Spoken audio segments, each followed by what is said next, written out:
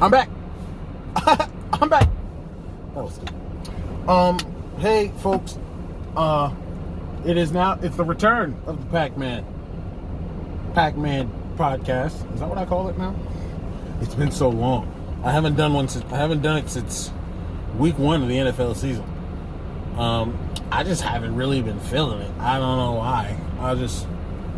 Honestly, I'll put it like this. After week 2 happened, I didn't really feel like it. I was just like, because we might be sucky. We might actually suck this year, so I don't think I want to put myself through that. There we go. That actually works out better. Okay. But, yeah, I'm back because now we're 7-3. So, by the way, for anyone who doesn't know, I am a Titans fan. By and by. I am a Titans fan, true all the way to the very core of my being. I am a Titans fan. So, here's the thing. We're 7-3. We've won 7 of our last 8 after starting 0-2. Y'all can no longer say that we're gonna suck. Godly. And just so real quick, I'm gonna just get into the game. Before I go into that. So we just come off this win Thursday Night Football against Green Bay in Lambeau. And it was cold. And it snowed. And the snow had me worried because I thought it was going to end up like the 2020 game against Green Bay. And that didn't go well for the Titans at all. But it didn't. We dominated. Essentially, we dominated the game. I mean, there's not much you can say. We dominated the game from pretty much start to finish. They could not get our offense off the field. It was our best offensive performance of the season, if we're being honest. Sorry, person was driving by. I don't want them staring at me.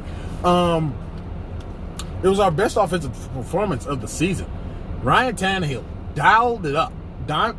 He dimed up the whole Packers secondary. Like 333 yards, a tutty. He did throw a bad pick. Well, it wasn't a bad pick per se, but it was a bad scheme pick because it was a 2-man route and a deep crosser. Dude backed up right into the ball. So I mean that is what it is. But overall, Tannehill had a great day. Treylon Burks is here, ladies and gentlemen. I think he had 7 catches for $111, something like that. He didn't moss Jair, but he beat Jair and then called him too little. And I thought that was the greatest thing ever. He's automatically better than AJ Brown now. No, I'm just kidding. But hey, that's a start. His first 100-yard performance. Now we're just waiting on his first touchdown. I don't know when that's going to happen because we don't throw touchdowns to our receivers a lot. Let's be real. All right? I think Nick Westbrook-Akina has the most touchdowns on the team with like 2. And in terms of wide receiving touchdowns. Like I know Robert Woods has 1, and then Nick Westbrook-Akina has 2 because he caught 2 in one game. And here she comes again. We'll be fine. But we pretty much dominated them on offense. I mean, Derek didn't go crazy or nothing, but he threw a tutty, and then he ran for another tutty. So that's a typical Derrick Henry type performance, in my opinion. So, we're 7-3 now. We're obviously in the thick of... We're just like that. We're in the thick of things for the AFC top seed now. Now, the bad part is, obviously, 2 of our 3 losses are against the 2 teams that are ahead of us. That is the Buffalo Bills and the Kansas City Chiefs. So that's not great. Kansas City still has only lost 2 games. I don't think they're going to lose tonight, by the way. I mean, they play the Chargers. The Chargers, who have essentially nobody in their receiving corps. But I heard that they might be playing. So we'll see.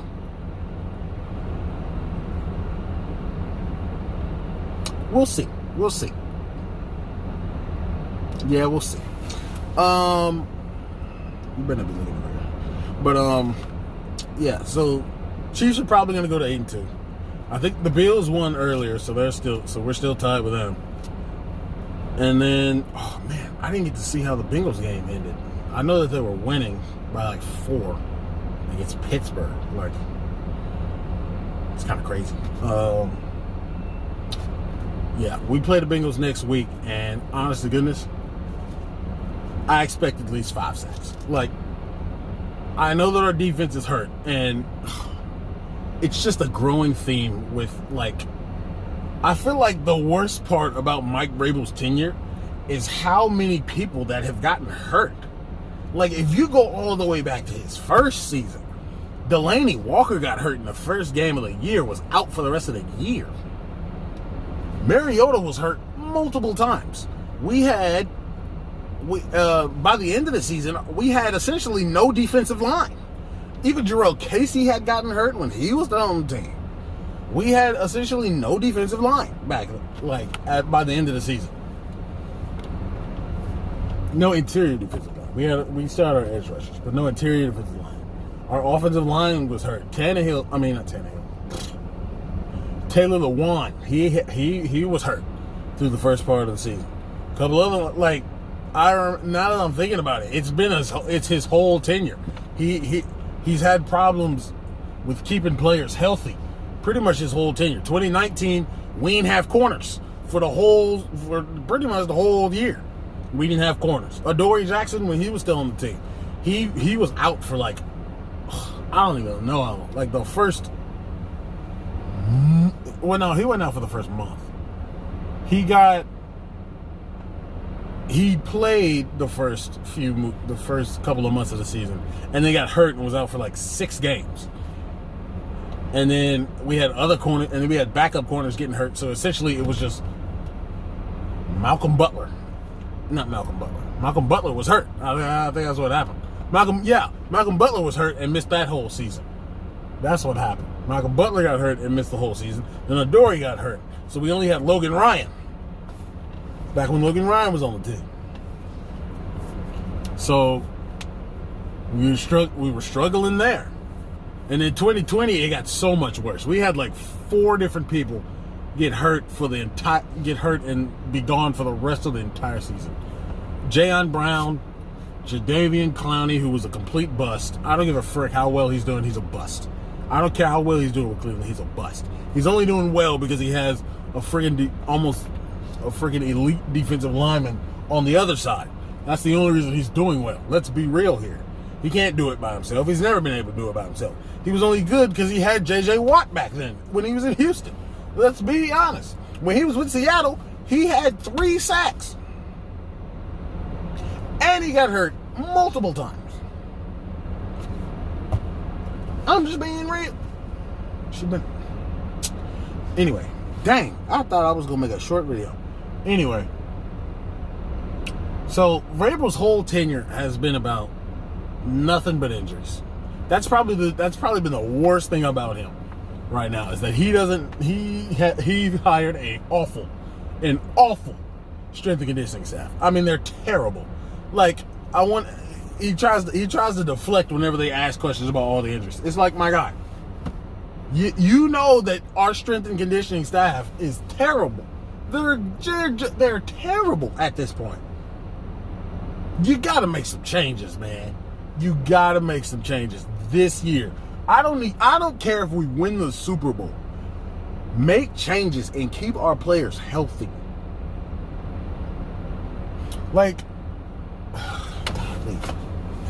If we had Harold Landry this year, do you know how elite our defense, or at least our pass rush, would be? Do you understand if we had Harold? Even with Bud getting hurt as much as he is this year? Harold, Bud, and Weaver? Oh gosh. Folk ain't gonna be able to block us. You could put Harold, Bud, and Weaver out, just them 3 on the line, and they'll probably get to the quarterback. We can play 8. We can do cover daggum 6 on defense and rush 3, and it would work.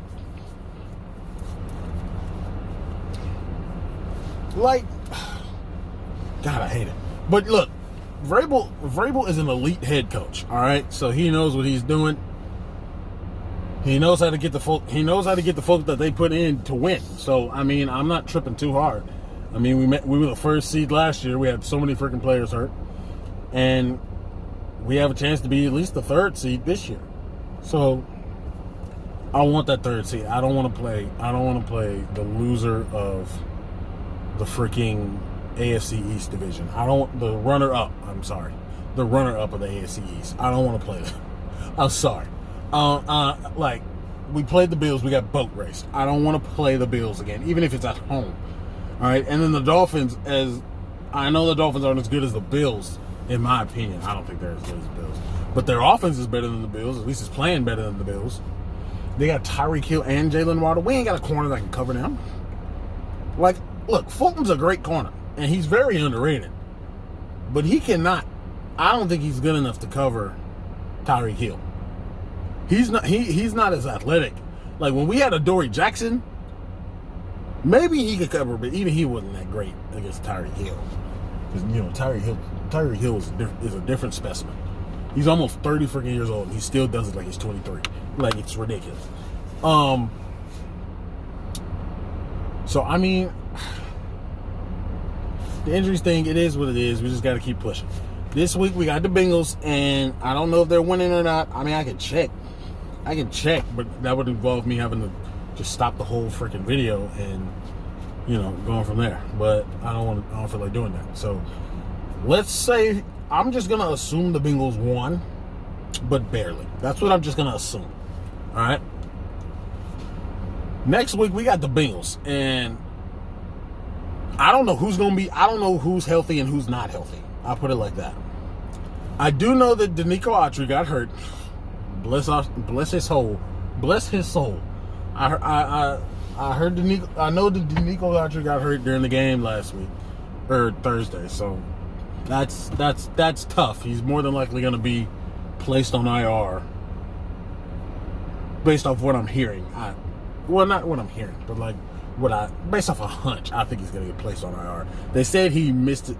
He didn't have a significant knee injury, but they said Coach Vrabel said he's gonna miss some time. So I'm thinking that's like a month.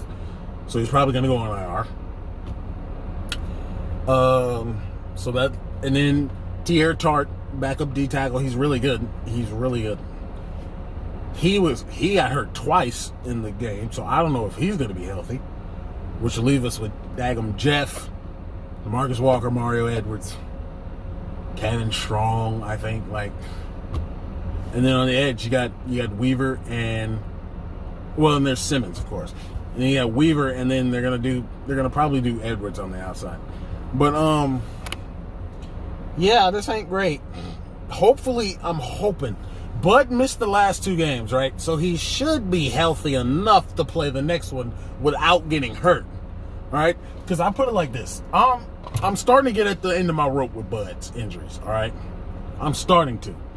If he can't play the next three, I'll be a little bit more lenient. The next two games, if he can't play the next two games and get through those two without being hurt, period, or without re-injuring himself, period, then honestly, I think it's time. I think we should cut him. I mean, Harold's going to be back next year. Let's go sign another one. Let's go not sign, but let's go draft another pass rusher. I don't care.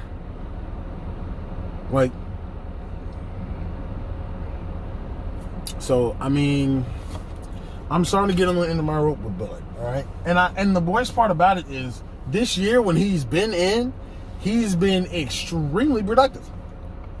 He's played in 6 games. He had 3 sacks in 6 games. I mean, I know it's not a lot, but he had back-to-back weeks with the sacks when he was. In 6 games, he got hurt in 2 of them. He got pulled out in 2 of them. So essentially, it's 4 games. So it's 3 sacks and multiple pressures in 4 games. He's been productive. I mean, I can't lie. And I want him to stay healthy because I like Bud. I do. I like him a lot. But if he can't stay healthy, bro, he might have to go. So, but as far as the Bengals, I mean, I would say we should win that game. You know they're going to be motivated after last year in the playoffs with that abysmal, especially Tanny. Tanny might have to dime up a folk. Like, the Bengals really aren't, roster-wise, the Bengals really aren't better than they were last year. They have all the same players.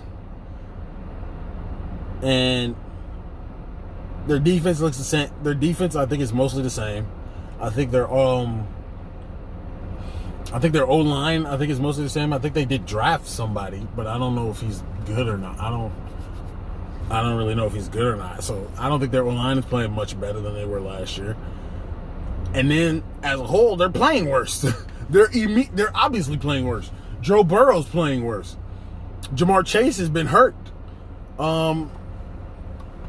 They're not playing that great. I mean, they're still scoring a lot of points. I mean, it's going to be tough to stop them. I know that for sure. But if we can get the pressure, they ain't going to score a lot. They didn't score a lot on us last time. So, I mean, they're not going to score that much on us. I think we can win that game as long as the people that were not healthy come back, like Ben Jones. But Christian Fulton, which that's a tough one. He got hurt again. He looked fine at the end of the game, but I don't think he was. I just think it was because the game was over. But Christian Fulton is dealing with a hammy, and as we all know, hamstring injuries, they don't go away quickly. They don't. He dealt with it early in the year, but then he got through it. Played about 5-6 games, I think, straight. Then it came back about a week or two ago. So now he's starting to miss time, and he got pulled out the game last week because of his hammy. So I don't think he's going to play this week. And so now the two biggest people we need back are Amani Hooker and Elijah Moulton. We need both of them back immediately. Like, we can't keep playing Hootenanny McChicken fries all daggum week and expect to win. Like, we're playing Roger McCreary. He's the only guy that's a legitimate starting corner. T. Mitch is a free agent. Terrence Mitchell is a free agent who sucked. And he still sucks. He still sucks. He's been better, but he still sucks. He ain't been that great. So, and then the other one, who was the other corner we had? Don't even get me started on Caleb Farley. Don't get me started on Caleb Farley. But I think, who was the other corner we were playing? Trey Avery? That nigga got cooked when we played Buffalo and he played. No, I don't want him back. For the love of God. We had 4 starting corners. Only 2 have played legitimately. We had 4 legitimate starting corners. Only 2 have played like starting corners. And that is Fulton and not Farley. Fulton and McCreary. McCreary's been decent, but he hasn't been, spectacular. He ain't been spectacular or nothing. He ain't been like Sauce. Sauce Gardner been locking folk up. He ain't been like Sauce. He's been good, but he hasn't been like Sauce. And Christian Fulton, if he keeps staying hurt, it's literally just gonna be him. So we got to get healthy, especially for the Eagles game. The Eagles lost last week, and now this week they barely snuck by the Colts. They were down by double digits to the Colts, bro. Down by double digits. And they came back and won. I get it to them. They came back and won. But they're frauds. They're fraudulent. I mean, let's be real. They're fraudulent. It's obvious now that they're pretty fraudulent. I knew it back when they were 3-0. They were fraudulent. All right? They beat the Vikings. I didn't really know how big of a win that actually was for them. No, the Vikings just got boat raced by Dallas, so the Vikings might not even be that. You know what I'm saying? They just got crushed, even though I had Dallas winning. But anyway, so I really don't. I want us to be fully healthy for that Eagles game. I want all the smoke. I want all the smoke with AJ Brown. I want all the smoke with AJ Brown. Okay? Look, man. I love him, and I miss him. But cluck that nigga, bro. Cluck him. Cluck him, bro. You know what I'm saying? Dang. Anyway, I think that'll do it. I will probably be back next week. Like, we're getting to the end of the season now, so stuff is starting to mean a little bit more. So I'll probably be back next week after the Bengal game. I don't know when I'll do the video. I'll probably do the video Sunday night. I ain't gonna lie. I'll probably do the video Sunday night. So that'll do it. Peace and tranquility. Dang, I went over 20 minutes. That's crazy. I did not think I was gonna go for 20 minutes. But that'll do it. I'll see y'all. Peace and tranquility. I'm out. We appreciate all the supporters. Most importantly, we appreciate